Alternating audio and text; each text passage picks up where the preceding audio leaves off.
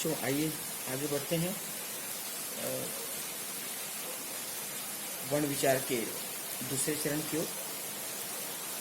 अगला है वर्ण विच्छेद या वर्ण विन्यास। इसके पहले हमने वर्ण संयोजन देखा था। वर्ण संयोजन में हमने वर्णों को जोड़ना सीखा, स्वर और व्यंजन को किस प्रकार मात्राओं के माध्यम से यौगिक करके जोड़कर शब्द की संरचना दी जाती है। अब हम देखते हैं वर्ण विच्छेद। वर्ण विच्छेद या वर्ण विन्यास अर्थात शब्दों को अलग अलग अलग करना, विच्छेद करना। सुषमा, सुषमा स में स के साथ उ, उसके बाद मूर्धा श, उसके बाद अ मिलकर बना पूरा श और म के साथ आ, सुषमा। दिनेश, दिनेश में द में ई, न के साथ ए और श के साथ ई मिलकर बना दिनेश। बालिका में ब के साथ आ, ल के साथ ई, ली, क के साथ आ मिलकर बना बालिका। महात्मा में म के साथ अ पूरा, ह के साथ आ हा, त के साथ म है अर्थात त आधा हो गया, उसके साथ स्वर नहीं है तो त आधा, अब म के साथ आ मा, महात्मा। परिवार में प के साथ अ, र के साथ ई, परी, व के साथ आ वा और र के साथ अ र बना परिवार। नदी में न के साथ अ न पूरा, द के साथ बड़ी ई, दी बना नदी। जनक में ज के साथ अ मिलकर ज पूरा, न के साथ अ मिलकर न पूरा और क के साथ अह मिलकर कह तो बना जनक। नृप में न के साथ री और प के साथ अह मिलकर बना नृप। पुत्रा प के साथ उपू, त के साथ र मिलकर त्र बनता है संयुक्त व्यंजन और के साथ आह मिलकर बना पुत्रा। भ्रमर, भ्र भी संयुक्त व्यंजन है, ब के साथ र मिलकर भ्र, म के साथ अ म, र के साथ अ र भ्रमर। आइए अब आगे बढ़ते हैं अभ्यास प्रश्न की ओर। सबसे पहला प्रश्न, विकल्पेभ्य उचितम उत्तरम चित्वा लिखत। 4 विकल्प दिए हैं, उसमें से उचित विकल्प को चुनना है। ह्रस्व स्वर का अस्ति, इसमें से ह्रस्व स्वर कौन सा है? यहाँ आ दीर्घ है, ई दीर्घ है, ओ दीर्घ है, तो बचा अ, तो ह्रस्व स्वर अ। दीर्घ स्वर का यहाँ अ ह्रस्व है, ई ह्रस्व है, उ ह्रस्व है, तो आ दीर्घ। अंतस्थ वर्ण का, अंतस्थ वर्ण य र ल व ये अंतस्थ वर्ण होता है और यहाँ पर य है ऑप्शन में, तो ये अंतस्थ वर्ण हुआ। उष्म वर्ण का श, श, श और ह, ये 4 उष्म वर्ण होते हैं, तो इसमें से ये तालव्य पेशा दिख रहा है, ये तालव्य पेशा उष्म वर्ण होता है। अगला वर्गानुसारम रिक्स्थानि पूर्यत।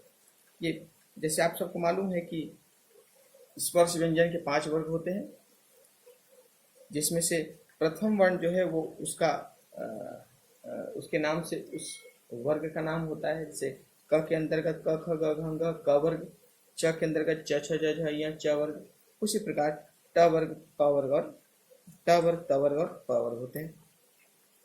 तो इस वर्ग को पूरा करना है। क ख, तो ख के बाद यहाँ ग, ग के बाद घ, फिर अंग। च के साथ च के बाद छ, छ के बाद ज, झ य, ट के बाद ठ,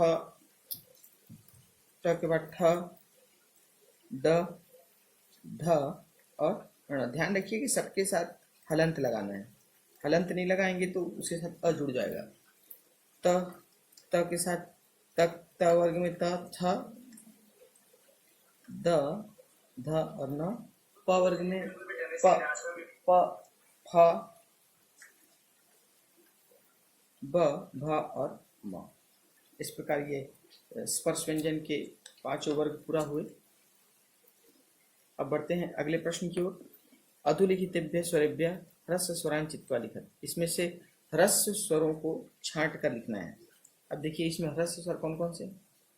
ई दीर्घ है, अ ह्रस्व, उ भी ह्रस्व है, ओ दीर्घ, औ दीर्घ, छोटी ई ये ह्रस्व और री ह्रस्व।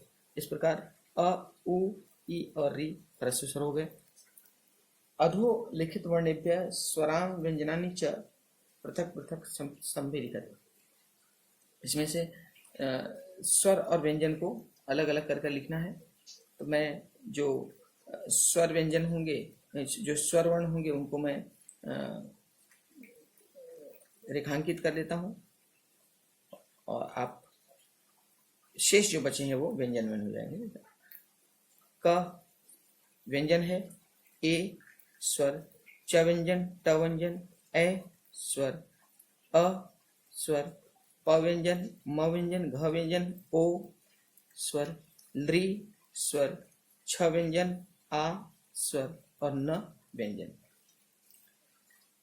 अगला अधोलिखित स्वरानाम मात्रा रूपेण प्रयोगम कृत्वा टिकट। इनका मात्रा के रूप में प्रयोग करना है। यहाँ च के साथ अ का प्रयोग किया है तो च बना।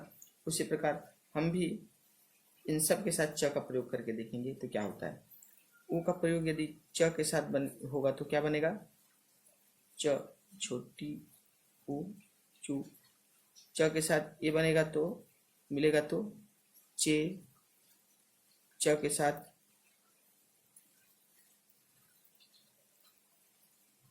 औ मिलेगा तो चौ। च के साथ ऐ मिलेगा तो चय। च के साथ आ मिलेगा तो चा। अगले प्रश्न में अधोलिखितानां वर्णानां संयोजनं कृत्वा पदानि रचयेत्। संयोजन करके पदों की रचना करनी है। यहाँ पे देखिए, म के साथ आ मिलकर बना माँ, त के साथ आ ता माता, ब के साथ आ बा, ल के साथ अ ल विसर्ग लगा हुआ है तो बाला, ल के साथ अ पूरा ल, त के साथ आ ता, अ स्वर है, स के तुरंत बाद त है अर्थात स आधा हो जाएगा, और त के साथ ई है तो बना अस्ति। क के साथ अ क, म के साथ अ म, ल के साथ अ ल, अरे म हलंत कमलम। प के साथ ई पी, त के साथ आ ता, क के साथ ई की, म हलंत है किम। क के साथ अ क, र के साथ ओ रो, त के साथ छोटी करोती। भ के साथ अ भ, व के साथ अ व, त के साथ ई ति भवती।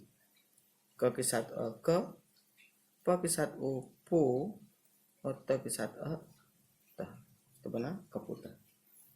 इस प्रकार इन वर्णों से शब्द की रचना हुई। आगे बढ़ते हैं अगले प्रश्न पर। अधोलिखित पदानां वाक्येषु प्रयोगम कुरुत। कुछ शब्द दिए हुए हैं, उन शब्दों को वाक्य में प्रयोग करना है। गृहम, तो गृहम से वाक्य क्या बनेगा, कोई भी वाक्य बना सकते हैं आप अपने स्वेच्छानुसार। गृहम, गृहम मतलब घर, तो ये हो सकता है अहम गृहम गच्छामि, मैं घर जा रहा हूँ। अश्व मतलब घोड़ा, घोड़ा तेज दौड़ता है, हो सकता है तो अश्व तेज को कहते हैं तीव्रम, दौड़ता है धावती, अश्व तीव्रम धावती। और जो शब्द है उसको आप रेखांकित कर लीजिए, गृहम, और यहाँ पर अश्व है। जले, जले क्या हो सकता है, जले मीना तरंती, ठीक है, जल में मछलियाँ तैरती हैं, जले मीना तरंती, जले मीना तरंती, जले का प्रयोग। खगाह, खगाह पक्षी, तो क्या हो जाएगा, खगाह आकाशे उत्पतंती हो सकता है, खगाः आकाशे उत्पतंती, पक्षी आकाश में उड़ते हैं। सूर्य सूर्य सूर्य, तो सूर्य उगता है, तो सूर्य उदेति हो सकता है, सूर्य उगता है। चलिए अगले प्रश्न में, हर्ष स्वरनाम मिलनेन, ये रचनात्मक मूल्यांकन के अंतर्गत हर्ष स्वरनाम मिलनेन निर्मितान् तान् शब्दान् एकत्रितं कुर्वन्तु येषां प्रयोगं वयं प्रतिदिनं कुर्मः। हर्ष स्वर से बने शब्दों को इकट्ठा करना है जिसका हम दैनिक जीवन में प्रयोग करते हैं। आप कर सकते हैं। शब्द लिखने हैं जिसमें ह्रस्व स्वरों का मेल हो, जैसे जल, जलम हो गया, या फिर कमलम हो गया, या छोटे छोटे शब्द जो कि घर में इनका प्रयोग होता है। अगला प्रश्न, अधोलिखित शब्देषु तान् शब्दान् चिनोति येषु दीर्घ स्वर से प्रयोग अस्ति, जिसमें दीर्घ स्वर का प्रयोग हुआ है ऐसे शब्दों को चुनना है। तो विद्यालय में आ में है दीर्घ स्वर, विद्यालय। वाटिका में भी व में दीर्घ है, क में भी दीर्घ है। अध्यापिका में आ दीर्घ है, अध्यापिका। कवि में दोनों ह्रस्व स्वर हैं। धनम में ह्रस्व है सब। छात्रा में छ में आ दीर्घ है। बालका में ब में दीर्घ और क में भी दीर्घ है।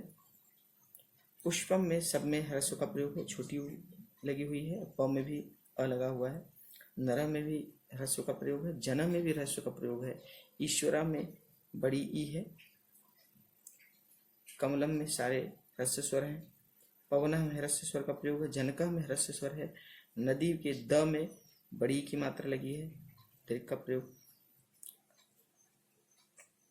महात्मा के ह में दीर्घ है, म में भी दीर्घ है, और जनक में ह्रस्व का प्रयोग। अगला प्रश्न, स्वमूल्यांकनम, वर्ण विन्यास कीजिए। तो कुत्र का वर्ण विन्यास करना है, तो क्या हुआ, क के साथ उ कु, त्र बना है, त र से अ मिलकर पूरा हो गया, क उ त र अ। ते, तक, ते कैसे बना, त के साथ ए स्वर। पठंती, प के साथ अ मिलके प पूरा, ठ के साथ अ मिलके ठ पूरा। इसके पश्चात न के तुरंत बाद त है, जिसके कारण न आधा हुआ, और त के साथ छोटी पठंती।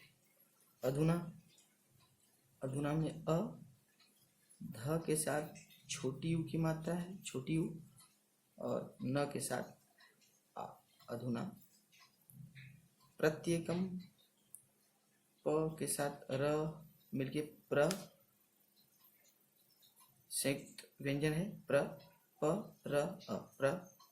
अब त के तुरंत बाद यह है, इसलिए त आधा हो गया, प्रत, और य के साथ ए मिलके ये, क के साथ अ, क, इसके बाद म, व्यंजनांत, प्रत्येकम। इस प्रकार यह प्रश्न पूरा हुआ। मूल्यपरक प्रश्न, वैल्यू बेस्ड प्रश्न। व्यंजना नाम उच्चारणाय स्वरनाम सहायता आवश्यक अस्ति। वर्णों के उच्चारण के लिए स्वरों की सहायता आवश्यक होती है। इससे संदेश क्या प्राप्त होता है, सदैव सहायता याच, सदैव सहायता मांगो। परोपकार मानवीय गुण अस्ति, परोपकार मनुष्य का गुण है। परस्पर सहयोग एवं पूर्णाभवाम, परस्पर सहयोग, हम एक दूसरे के सहयोग से ही पूर्ण होते हैं। तो आपको क्या लगता है, क्या उत्तर सही है? परस्पर सहयोग वयम पूर्णाभवाम, एक दूसरे के सहयोग से हम पूर्ण होते हैं, और परोपकार मनुष्य का मानवीय गुण है। ठीक, तो आशा है आपको वर्ण विचार का यह पाठ पूरी तरह आपको स्पष्ट हो गया है और आप इसे भली भांति समझ गए। धन्यवाद।